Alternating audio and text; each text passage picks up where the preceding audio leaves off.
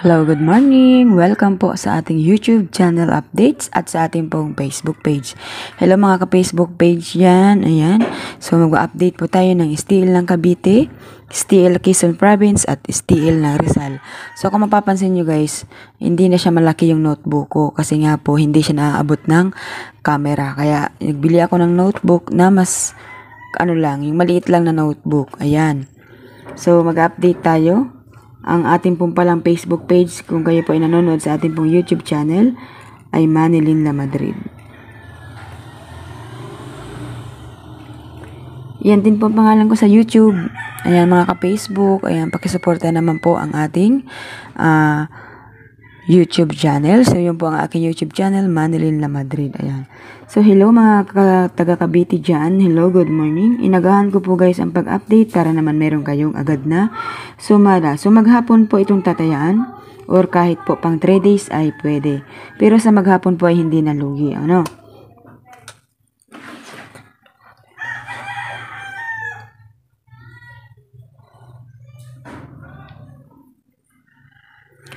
Okay, lumabas po kahapon ay 2038, 12.5 at 33.11.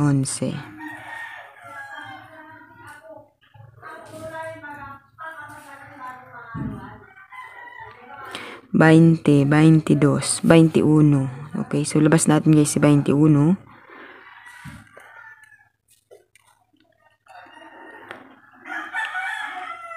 24.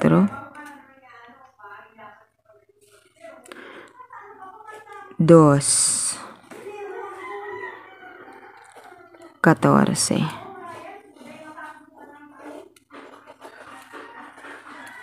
Okay guys, 21, 24, 2, 14, STL ng Cavite. Okay, next natin dito ay STL ng Quezon Province.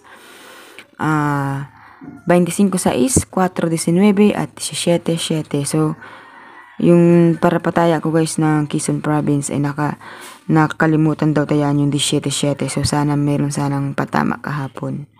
Okay.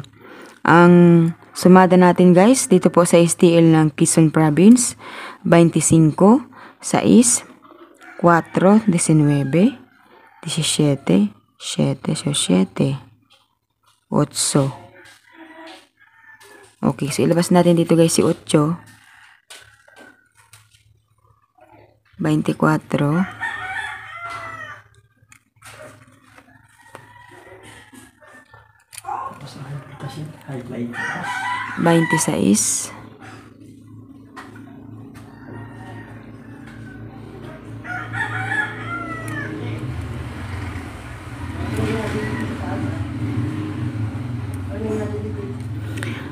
ngayon, so ito na guys ang ating tatayaan. So pwede siyang mag-8, 24, 26 at 18.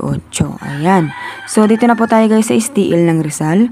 Ang STL ng Rizal natin guys, ang lumabas kahapon ay 31, 25, 23, 38 at 18, 4.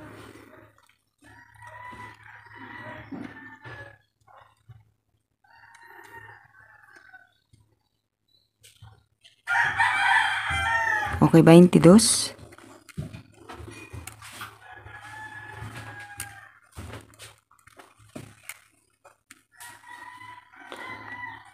14, 9. Ayan. So, iyon po ang ating sumada. Pwede siyang mag-22, 11, 14 at 9. Ayan. So, yan lamang po ang ating sumada dito po sa STL ng Cavite, Quezon Province at STL ng Rizal. Good luck po sa inyong lahat.